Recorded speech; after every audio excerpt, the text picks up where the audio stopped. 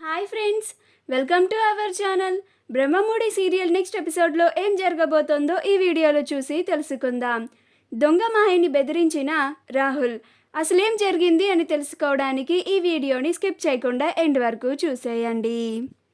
రాజ్ దొంగ మాహిని ఈ ఇంట్లో నుంచి నైట్కి నైటే ఎవరికీ చెప్పకుండా వెళ్ళిపోకపోతే మరుసటి రోజు కల్లా వాళ్ళ నాన్నని పోలీసులకి పట్టిస్తానని బెదిరించడంతో తనకేదారి లేక దొంగమాయ తన బట్టలన్నిటినీ సర్దుకుంటూ ఉంటుంది. అప్పుడు రుద్రాణి వచ్చి అడుగుతుంది. ఈలోగా రాహుల్ వచ్చి అదంతా వినేసి, చూసావా మామ్, మనల్ని ఎంత మోసం చేస్తుందో.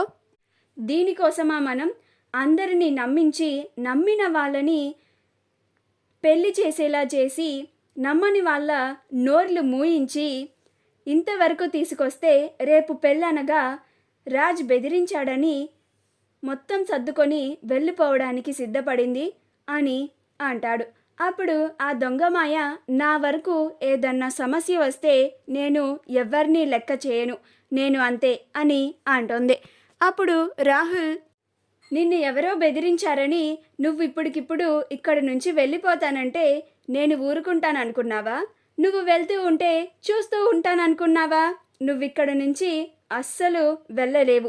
నీకు దమ్ముంటే ఈ గేట్ దాటి చూడు అని అంటాడు. అప్పుడు ఆ దొంగమాయ ఆశ్చర్యపోయి రాహుల్ని అలానే చూస్తూ ఉంటుంది.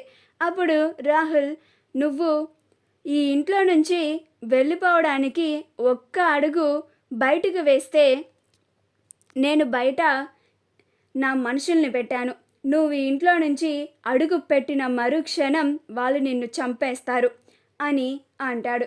అప్పుడు ఆ దొంగమాయ, నన్ను చంపేస్తారా, ఎందుకు అని అంటుంది. అప్పుడు ఆ రాహుల్, నువ్వు మా రాజుని పెళ్లి చేసుకోవడం మాకు చాలా ఇంపార్టెంట్. అప్పుడే మేము అనుకున్న పనులన్నీ జరుగుతాయి. అదంతా నీకు తెలుసు. నువ్విప్పటికిప్పుడు రేపు పెళ్ళనగా ఇలా వెళ్ళిపోతానంటే మేమెందుకు ఊరుకుంటాం అని అంటాడు. అప్పుడు ఆ దొంగమాయ, కానీ రాజ్, నేను ఇంట్లో నుంచి వెళ్ళిపోకపోతే మా నాన్నని పోలీసులకు పట్టిస్తానంటున్నాడు.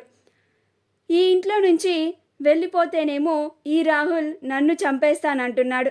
ఇప్పుడు నేనేం చేయాలి అని తనలో తానే ఆలోచించుకుంటూ భయపడుతూ ఉంటుంది. అప్పుడు రుద్రాణి రాహుల్ని, నువ్వు చేసిన మంచి పనుల్లో ఇది ఒకటిరా, శబాష్, నా కొడుకు అనిపించుకున్నావు అని రాహుల్ని పొగుడుతూ ఉంటుంది. అప్పుడు రాహుల్, మరి నేనెవరి కొడుకుని మమ్మీ? నీ కొడుకుని అని అంటాడు.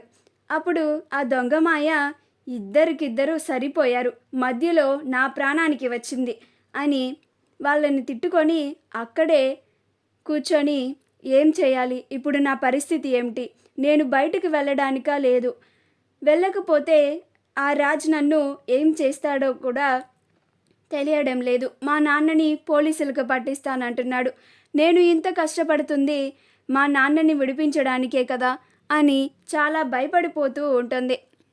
అప్పుడు రుద్రాణి, నువ్వేం కంగారు పడకు, మీ నాన్నకి ఏమీ కాదు, ఆ రాజ్ ఏం చేయడు, నన్ను నమ్మి ఇప్పటి వరకు ఉన్నావు కాబట్టి ఇక్కడి నుంచి కూడా అలానే ఉండు, నేను నీకు అప్పచెప్పిన బాధ్యతని నిర్వర్తించు అని అంటుంది. ఆ తరువాత ఆ దొంగమాయ, ఏం చేయాలో ఏమిటో, నాకంతా చాలా భయంగా ఉంది అని భయపడిపోతూ ఉంటుంది. మా వీడియో కనుక మీకు నచ్చినట్లయితే లైక్ చేయండి, షేర్ చేయండి, మా ఛానల్ని సబ్స్క్రైబ్ చేసుకోండి, పక్కనే ఉన్న బెల్ ఐకాన్ని క్లిక్ చేయడం మాత్రం మర్చిపోకండి.